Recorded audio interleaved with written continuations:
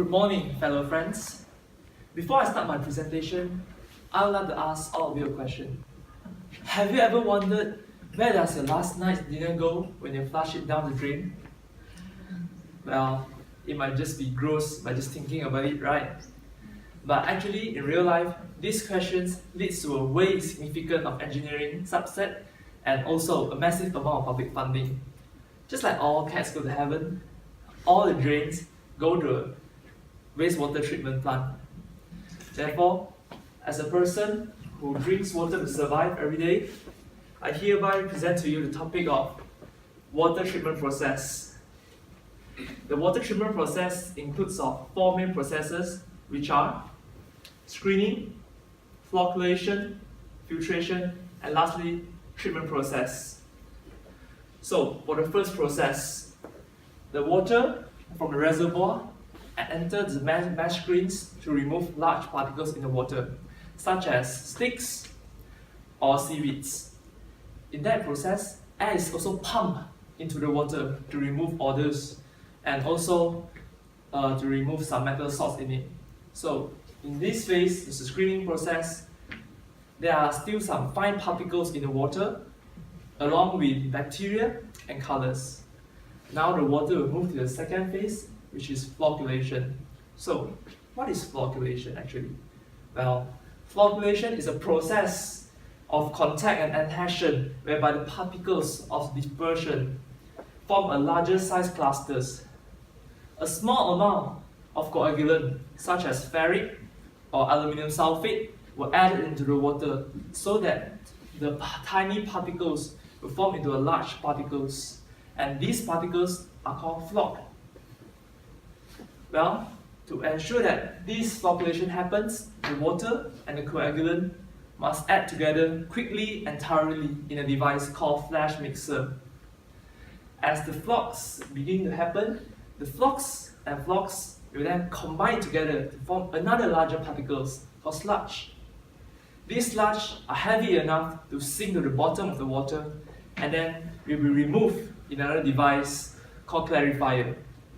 And now the water has removed around 80% of the tiny particles, and we move on to the third phase, filtration.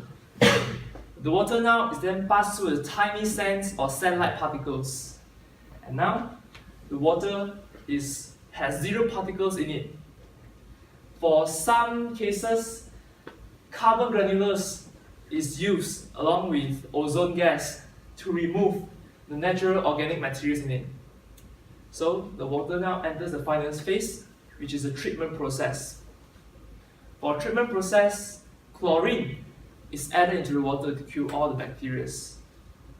To ensure all the bacteria is killed, the chlorine will be in contact with the water for several hours. And lastly, hydrochloric acid or sodium hydroxide will be added into the water to change the pH value of the water so that it is more neutral and more acceptable for our human body to intake. And in conclusion, the water treatment process includes four main steps, which are screening, flocculation, filtration, and treatment process. These processes usually takes around 24 to 36 hours to complete. Within these hours, the workers in the wastewater treatment plant will always work together to ensure the plant's operation have a proper treatment for the water. Therefore, with these workers working around the clock, we must always be grateful that there are people who are giving their best so that we have a clean and safe water supply. And that is all from me about the water treatment process. Thank you. So, do you guys have any questions? Yes, sir? Besides chlorine, is there any other way to kill the bacteria? Yes. Actually, besides chlorine, there's also another way to kill the bacteria in the water. The second commonly used is UV light. So after the third process of filtration, the water will then pass to another reservoir to expose to sunlight. This exposure of sunlight lasts for several hours so that the bacteria can be killed thoroughly. But the UV light method is not really acceptable, as a lot believes that the water odors and the taste of the water might change because of the UV light of it. Therefore, until now, the most commonly used in the treatment process is still chlorine. Any more questions? Okay, and then I'll end my presentation today, and have a nice day ahead. Thank you.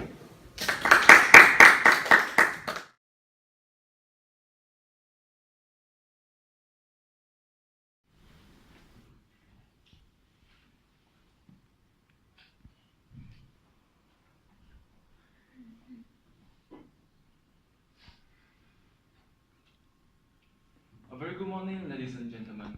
My name is Huong. The topic for my presentation today is smart card technology. So, I bet you all have at least one of these smart cards, right? Yeah. Your bank card, your IC, your printing card, or even your touch and go card. They are all considered as smart cards. So here comes the question. What is smart card? Smart card is known as chip card or any pocket-sized card that is embedded with integrated circuits. A general smart card has two functions. It can be either used as a memory card or a processor card, or both. The microprocessor is under a gold contact pad on one side of the card, and it may have up to 8 kilobytes of RAM, 256 kilobytes of ROM, and a 16-bit microprocessor. Generally, a smart card is made of plastic, or in technical we call it PVC. There are three applications of smart cards in our daily life that I'm going to talk about today. First of all, application in e-commerce. Before I start explain further about the application in e-commerce, I think you need to know the term of EMV. Sorry. So EMV stands for Europay, MasterCard, and Visa. Normally, EMV chips are embedded into a standard credit card or debit card with high-level cryptographic algorithm to protect the card information. In contrast to EMV chip card, the magnetic stripe on the traditional credit card or debit card contains unchanging information about the card. So if someone steals the card and replicate the information over and over again, can make fraudulent charges. However, an EMV-enabled chip card will create a unique one-time transaction code. This is just like a one-time password that cannot be used again. This will make the process so difficult for the card information to be counterfeited. Next, the education in transportation. The implementation of smart transport card uses contactless smart card. This contactless smart card rely on the radio frequency technology. This radio frequency works within a range of 10 centimeters or 4 inches. This low frequency is 13.56 megahertz that helps to secure any transaction. The sequence of events can be described into 4 steps. Step 1, energy transfer to the card for powering the integrated circuits. Step 2, clock signal transfer. And then step 3, data transfer to the card. And lastly, step 4, the data transfer back from the contactless smart card. Okay. Last but not least, the application in identification. So smart card can authenticate identity by employing public key infrastructure, PKI. The card stores an encrypted digital certificate issued from PKI provider along with other relevant information. However, if they include the biometric identification data, These cards can provide a superior of 2 or 3 factor authentication. So in conclusion, smart card function as memory card and a microprocessor card. Smart cards can improve the convenience and security of any transaction. Besides, the implementation of contactless smart transport card smoothen the payment process. And lastly, smart card can authenticate identity by employing a PKI. So that will be all for my presentation today. Next, I'll open for Q&A session. So guys, any question? What are the disadvantages of a smart card? Okay, good question. I have 2 answers for that question. The first will be, it's very easy to lose it, right? Smart card. Okay. We all know smart card is very small in size, and we may even lose it without knowing, right? Okay, next, it's very slow in adoption. What does it mean by that? I think you all should know, right? We all should know. Not every cafe, not every restaurant that has the machine, the hardware for the smart card payment, right? Like right now, you walk to B2 cafe, you cannot even pay with your debit card, right? Yes. So, any more questions? Alright, thank you.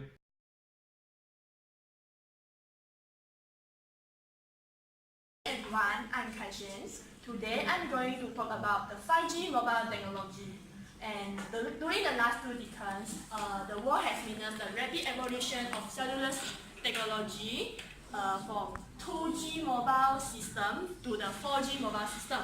So, however, now the eyes are looking towards the 5G mobile technology, which is, So, do you guys know what is the meaning of 5G mobile technology? 5G mobile technology is the 5th generation of mobile wireless standard which enhances the network capacity, reduces the delay, and has a faster connection than the previous generation. Okay, before I starting my presentation, I have a question to ask you guys. Do you guys know what is the difference between the 4G mobile technology and 5G mobile technology? No. Okay, so let's go through the difference between 5G mobile technology and 4G mobile technology. First, as we know, the quality of 4G mobile technology is which have the low bandwidth, and then normally we know 4G mobile technology have less than 200 Mbps bandwidth. However, 5G mobile technology has more than 1 Gbps bandwidth. Hence, the 5G mobile technology won't face the problem of insufficient bandwidth. The additional bandwidth will make the mobile communication as fast as the enterprise communication. For example, when you are watching a very high quality video, by using the 4G mobile technology, sometimes we might face some lack of we make some pauses and we need to waiting for the loading of the video. However, when you are watching the video by 5G mobile technology, we won't face this kind of condition, and we can watch our video in a very smooth condition. Okay, after contrasting and comparing the 5G and 4G mobile technology, now we are going to the advantages and the impact of the 5G mobile technology.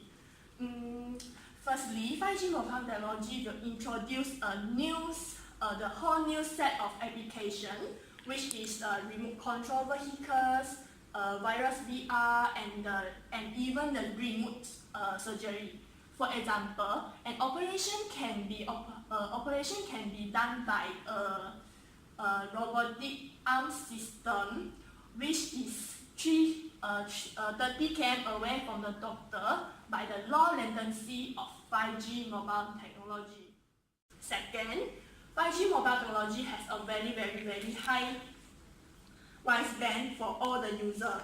For those who don't know what is the meaning of bandwidth, bandwidth is actually the amount of the space for the users when using the internet connection for them to like viewing the internet pages watching the video and download some file. And then, so the less bandwidth is available, the slower of the mobile device for the users. For example, the user no need to feel like they are fighting for the data when they are in the crowded spaces such as sport arena and the airports. Last but not least, the 5G mobile technology have an ultra low latency, which is the range between 1 ms and the 10 ms. So, for example, this would allow, for example, a spectacular in front of a football stadium to watch a live stream of an alternative camera angle of the action that measures what is going on, the speech ahead with no perceivable delay. As conclusion, 5G mobile technology has bring a lot of advantages and convenience to our life, such as the faster internet connection and faster data transmission and etc. So there are many new technology and techniques are still under development, and those technology and techniques are still haven't been defined yet. So, however, as the required technology develop, they will be incorporated into new system which will be defined by the standard bodies over the coming years. So my presentation is until here. Anyone has question? Yes. Which country has started the 5G mobile technology? As I mentioned before, actually the 5G mobile technology will hit the market by 2020. So the only country that started the 5G mobile technology is only Korea. So yeah, that's all for my presentation.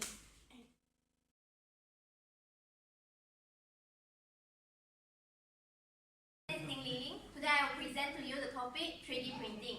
What is the first thought that came across your mind when you heard about printing? Is it a white paper with black words onto it? Or at best, it can be a white paper with colorful photos of it. However, I'm bringing you the latest technology today, which is 3D printing. 3D printing is no longer the printing of 2D objects onto a piece of white paper. It's a printing of a 3D model into a real object to begin with. Firstly, in order to carry out 3D printing, you will first need to have a 3D model. This 3D model can either be set up using a 3D modeling software, or the data can be obtained from using a 3D scanner. After you have the 3D model, it's very important for you to carry out the next step, which is slicing. What is slicing? Slicing is the division of the object image into thousands and thousands layers of objects. After slicing is done, using the slicing software or using the 3D modeling software, you can now feed the image into the printer. After feeding the image into the printer will start to print the object layer by layer. What is the importance of 3D printing? Today I'm going to talk to you about the importance of 3D printing in education.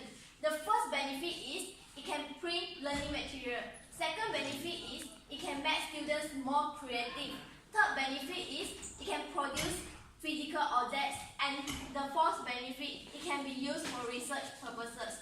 So coming to the first point, it can print new learning materials. We think teachers nowadays often would love to have learning materials printed to begin with in 3D. However, they have financial constraints, as in they may not have enough budget to do so. We think 3D printing is a very cheap and a very fast way to do this. It can have resources printed without using much money to begin with. It can first save the department cost, and secondly, it can produce new learning aids for students. Even if students nowadays are traditionally taught by using theories and books, it's very important for them to have learning aids to ensure that they can keep engaged in the classroom. We think it can help students to focus in class better and therefore helps the learning process as a whole. Secondly, we think it can bring students' creativity to another level because it allows students to visualize their imagination. as in students can actively convert their imagination into something that can be seen, that can be touched, that can be felt in real life. It allows students to think outside the box instead of sketching or drawing on a piece of white paper, which is absolutely boring to begin with. We think this 3D printing, if implemented in classroom, can ensure that students have the curiosity to explore the technology, the creativity to invent new technology, and the innovativeness to modify the current technology.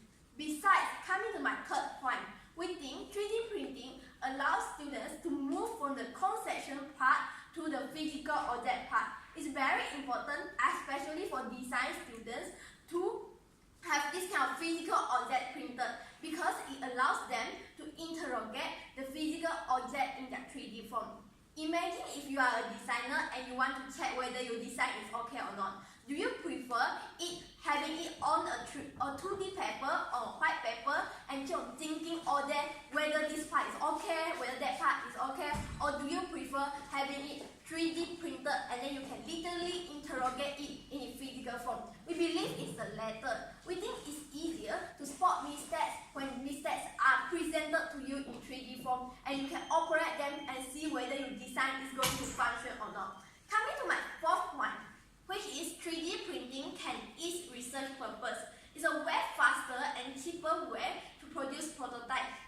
From producing prototype which needs thousands and thousands of dollars, we now, with the implementation of 3D printing technology, will only need tens to hundreds of dollars to produce a prototype. It's also very important because we can change the prototype instantly. As in, if you are not happy with the prototype after it's printed, you can always go to a 3D model and change it, examine it. If you are not happy again, you change it, and then it can be done within a day. We think it's very important for this process to be carried out very quickly and efficiently because it helps and eases the progress of a researcher. We think it's also very important when students can actually test the market potential of their prototype, as in they can meet the demands of the potential clients, who can always tell them like, oh, we want prototype to be altered this way, so students can instantly go to change the 3D model and have another prototype printed instantly. We think this helps the researching purpose. Coming to a conclusion, we think 3D printing is indeed very useful in education. However, 3D printing is still not widely used because people believe that 3D printers are very expensive. That is not true nowadays, given that the cheapest 3D printer can only cost $500 per printer, right? So we think, given that it's a very cheap alternative and it's a very efficient alternative, we think it's time for education, for schools and universities to change from their old prototype machines to this kind of 3D printing technology, and we think it can bring the education to another level.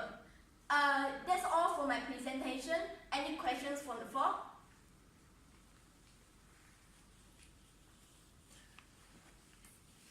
I have a question. Yes. Is the printed object functional as in can a gun fire bullet? Yes, if you can print a gun according to the 3D model of the gun can fire a bullet. So yes, it's actually functional in real life. Any more questions? No. Okay, that's all. Thank you.